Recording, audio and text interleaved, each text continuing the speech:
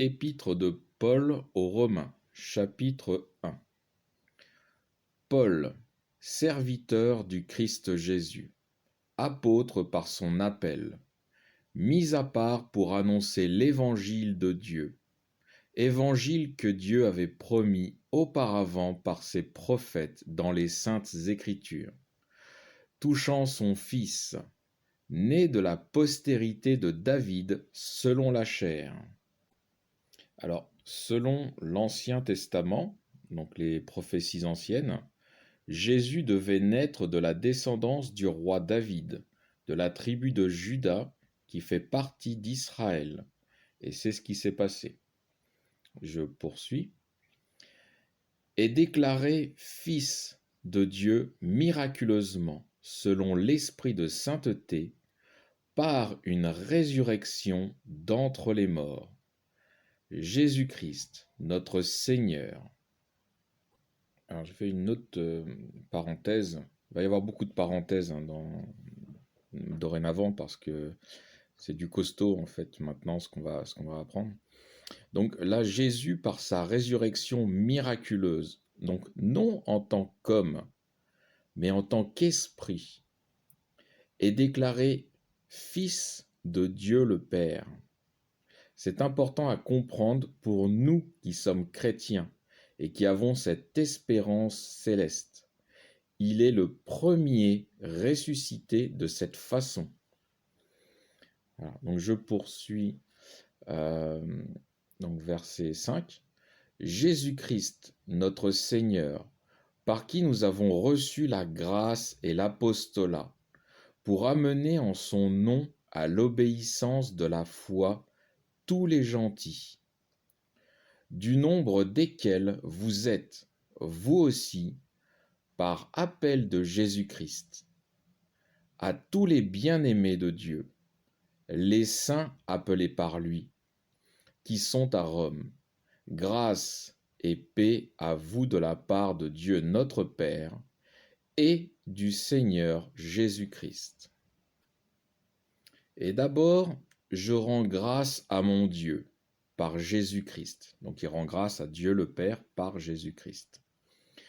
Au sujet de vous tous, de ce que votre foi est renommée dans le monde entier. Dieu m'en est témoin, ce Dieu, donc Dieu le Père, que je sers en mon esprit par la prédication de l'évangile de son Fils, donc Jésus-Christ.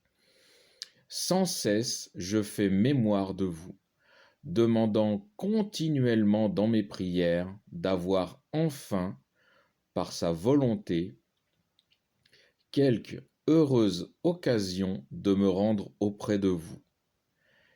Car j'ai un grand désir de vous voir, pour vous communiquer quelques dons spirituels, capables de vous affermir. Je veux dire, de nous encourager ensemble au milieu de vous par la foi qui nous est commune, à vous et à moi. Je ne veux pas vous laisser ignorer, frères, que je me suis souvent proposé d'aller vous voir, mais j'en ai été empêché jusqu'ici, afin de recueillir aussi quelques fruits parmi vous, comme parmi les autres nations. Quand Paul parle de recueillir des fruits, il parle de profiter des fruits de l'Esprit de Dieu auprès de ses frères et sœurs. Donc l'hospitalité, la bonté, l'amour, la générosité, etc. Je poursuis verset 14. Je me dois aux Grecs et aux barbares, aux savants et aux ignorants.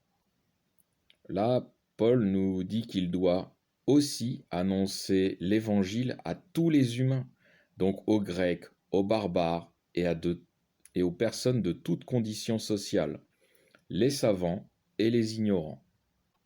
Je poursuis verset 15. Ainsi, autant qu'il est en moi, je suis prêt à vous annoncer aussi l'évangile, à vous qui êtes à Rome. Car je n'ai point honte de l'évangile. C'est une force divine pour le salut de tout homme qui croit, premièrement du juif, puis du grec. En effet, en lui est révélée une justice de Dieu qui vient de la foi et est destinée à la foi, selon qu'il est écrit, le juste vivra par la foi. Ce n'est pas n'importe quel juste, c'est le juste devant Dieu le Père. Donc, celui qui a foi dans le Père et dans le Fils, qui est Jésus-Christ le Fils, est déclaré juste devant Dieu le Père. Je poursuis verset 18. En effet, la colère de Dieu éclate du haut du ciel contre toute impiété et toute injustice des hommes, qui, par leur injustice, retiennent la vérité captive. Car ce qui se peut connaître de Dieu est manifeste parmi eux. Dieu le leur a manifesté. Donc là, Paul nous parle des êtres humains dans l'ensemble, mais plus particulièrement là de ceux qui ne croient pas. En effet, ces perfections invisibles, son éternelle puissance et sa divinité sont, depuis la création du monde, rendues visibles à l'intelligence par le moyen de ses œuvres.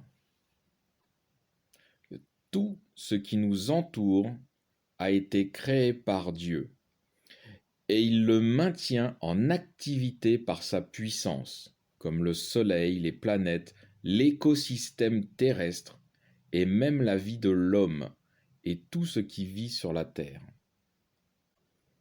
Je poursuis verset 21. Ils sont donc inexcusables, puisque, ayant connu Dieu, ils ne l'ont pas glorifié comme Dieu, et ne lui ont pas rendu grâce, mais ils sont devenus vains dans leurs pensées, et leur cœur sans intelligence s'est enveloppé de ténèbres.